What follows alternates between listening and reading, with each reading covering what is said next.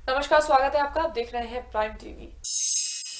दिल्ली विधानसभा चुनाव में प्रधानमंत्री नरेंद्र मोदी ने कटकड़ुम्बा स्थित सीबीडी ग्राउंड पर पहली चुनावी रैली को संबोधित करते हुए कहा कि विपक्ष को मुझसे शिकायत है। उन्होंने कहा कि देश के इतिहास में पहली बार ऐसा हो रहा है जब विपक्ष को किसी सरकार से शिकायत है। विपक्ष कहते हैं कि मोदी जी इतनी जल्दी क्या है, जरा धीरे धीरे काम करो, इतनी तेजी से एक के बाद एक बड़े फैसले क्यों ले रहे हो, इसकी आवश्यकता क्या है। उन्होंने कहा कि लोकसभा चुनाव में दिल्ली के लोगों ने एक एक वोट से भाजपा की ताकत बढ़ाई है। प्रधानमंत्री ने शाहीन बाग प्रदर्शन पर कहा कि शाहीन बाग प्रदर्शन संयोग नहीं प्रयोग है। अंतर्राष्ट्रीय हिंदू महासभा के अध्यक्ष रंजीत बच्चन की रविवार सुबह गोली मारकर हत्या कर दी गई थी। इसी क्रम में लखनऊ के सांसद और रक्षा मंत्री राजनाथ सिंह ने हिंदूवादी नेता रंजीत हत्याकांड को लेकर चिंता जताई है। रक्षा मंत्री इस मामले में अभी तक क्या अपडेट है, इसको लेकर पुलिस कमिश्नर सुजीत पांडे और जिलाधिकारी अभिषेक प्रकाश से टेलीफोन पर बातचीत की है। दरअसल राजधानी में 5 फरवरी से डिफेंस एक्सपो का आयोजन होने जा रहा है। ऐसे में रक्षा मंत्री राजनाथ सिंह ने उसको लेकर भी चर्चा की। सीएम योगी आदित्यनाथ के ड्रीम प्रोजेक्ट कान्हा ओपन को अधिकारियों ने अनदेखा करना शुरू कर दिया है। ताजा मामला अमेठी के महमूदपुर ग्राम सभा में बनी एक गौशाला का है, जहां संचालक से बातचीत में पता चला है कि यहां पशुओं की संख्या ज्यादा है लेकिन चारा भूसा की कमी बराबर बनी हुई है, जिसकी वजह से 2 दिनों से पशुओं को खिलाने के लिए कुछ भी नहीं बचा है और गाय भूखी मरने को मजबूर है। वहीं जब इस संबंध में जिलाधिकारियों से सवाल किए गए तो सभी एक दूसरे पर आरोप मढ़ते हुए दिखे। अब सवाल ये है कि क्या गौशाला में चारे भूसे के अभाव में जानवर दम तोड़ते नजर आएंगे या प्रशासन इसको लेकर कोई इंतजाम करेगा। आप चुक खत्म हो गई सर, लेकिन जो थोड़ा बहुत भूसा इधर झाड़े पोछे मतलब बटोरने के बाद जो इकट्ठा हुआ था किसी तरह हमने आज तक चलाया सर। आज के बाद हमारे पास भूसा का एक कण नहीं है सर। अब मैं अधिकारियों को लगभग 1 हफ्ता से पहले से कह रहा हूं कि सर हमारा भूसा खत्म होने वाला है, कृपया पैसा दिया जाए ताकि हम भूसा का ऑर्डर दे सकें सर। और अधिकारियों में कहता हूं तो पैसा आज चेक मिल जाएगी, कल चेक मिल जाएगी, परसों चेक मिल जाएगी। उनके पास फाइल है तो इनके पास फाइल है सर, यही हो रहा है। और हमारे प्रधान जी के पास ऐसे बेचारे लगभग वो करीब 11 महीने में लगभग 7-8 लाख रुपया खर्चा कर चुके हैं, उनका 3-3.25 लाख रुपये प्राप्त हुआ सर। फर्रुखाबाद में 23 बच्चों को बंधक बनाने वाले सुभाष और उसकी पत्नी की मौत के बाद उनकी बेटी को रिश्तेदारों ने अपनाने से इनकार कर दिया। तब इंसानियत की नई मिसाल पेश करते हुए आईजी मोहित अग्रवाल ने मासूम बच्ची की परवरिश की जिम्मेदारी ली है। आईजी का कहना है कि वो बच्ची को किसी अच्छे स्कूल में पढ़ाएंगे और उसे पढ़ा लिखा कर आईपीएस अफसर बनाएंगे। फिलहाल बच्ची कांस्टेबल की देख रेख में है। वहीं सिलेंडर बम का तार काटकर सभी बच्चों की जान बचाने वाली अंजलि समेत सभी बंधक बच्चों को सम्मानित किया गया।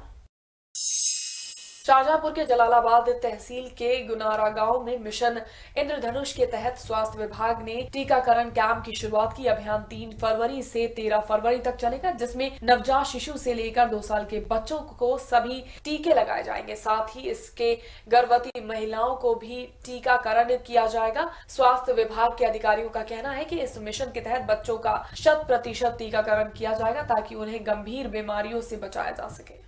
टीकाकरण का प्रोग्राम है। इसमें हमारा मेन मकसद ये है कि 0 से 2 वर्ष के बीच जितने भी बच्चे हैं वो टीकाकरण से छूट ना जाएं। कुछ बच्चे ऐसे होते हैं जिन्होंने बिल्कुल टीका नहीं लगवाया और कुछ ऐसे हैं जिन्होंने 1 डोज लिए दूसरे नहीं लिए। तो ये दोनों बच्चे 2 साल से नीचे वाले कवर कर रहे हैं, प्लस इसमें हम गर्भवती महिलाओं को भी कवर कर रहे हैं।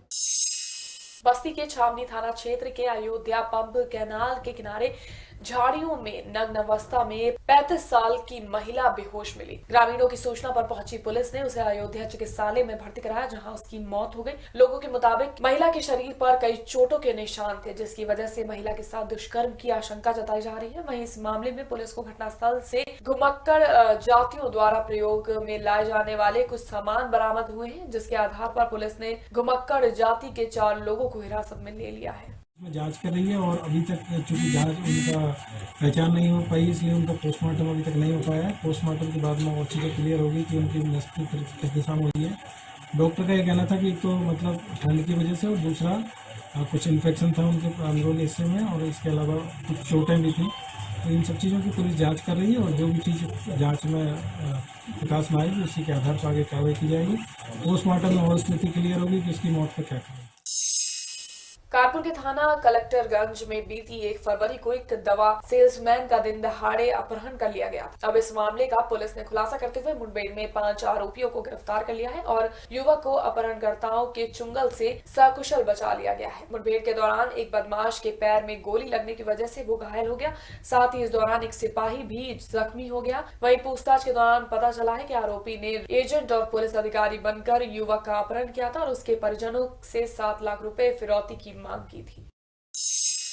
बागपत की शहर कोतवाली क्षेत्र से एक बार फिर किशोर के साथ कुकर्म की खबर सामने आई है। दरअसल एक किशोर ने पड़ोस के 2 युवकों पर आरोप लगाया है। क्रिकेट मैच के दौरान दोनों युवकों ने उसके साथ कुकर्म की वारदात को अंजाम दिया और इस दौरान उसकी वीडियो क्लिप भी बना ली, जिसे दिखाकर वो उसे वायरल करने की धमकी दे रहे हैं।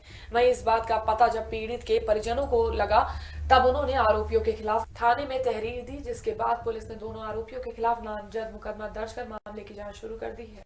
इसमें तत्काल अभियोग पंजीकृत किया गया है 65/20 धारा 377 506। इसमें नामजद FIR है, उसका मेडिकल कल करवाया गया है। अभियुक्त की गिरफ्तारी के लिए मेरे द्वारा SHO कोतवाली बागपत को और SSI को निर्देशित किया गया है। इसमें विवेचना करके और जो भी सही तथ्य पाए जाएंगे उसके आधार पर आगे वैधानिक कार्रवाई कराई जा रही है। ललितपुर के शहर कोतवाली क्षेत्र में रेलवे में तैनात गैंगमैन ने फांसी लगाकर खुदकुशी कर ली। बताया जा रहा है कि मृतक को उसके पिता के स्थान पर नौकरी मिली थी और 2 साल पहले ही उसकी शादी भी हुई थी। फिलहाल आत्महत्या करने की वजह साफ नहीं हो पाई है। वहीं पुलिस ने घटनास्थल पर पहुंचकर शव को कब्जे में लेकर जांच के आदेश दे दिए हैं। फरुखाबाद के मदारबाड़ी मोहल्ले में बीते कई दिनों से नाली साफ न होने से लोगों को जल भराव की समस्या का सामना करना पड़ रहा है। इस समस्या से आक्रोशित लोगों ने सभासदों के नेतृत्व में नगर पालिका कार्यालय में तालाबंदी के बाद ईओ का पुतला फूका और बाद में अर्थी निकाल पुतले में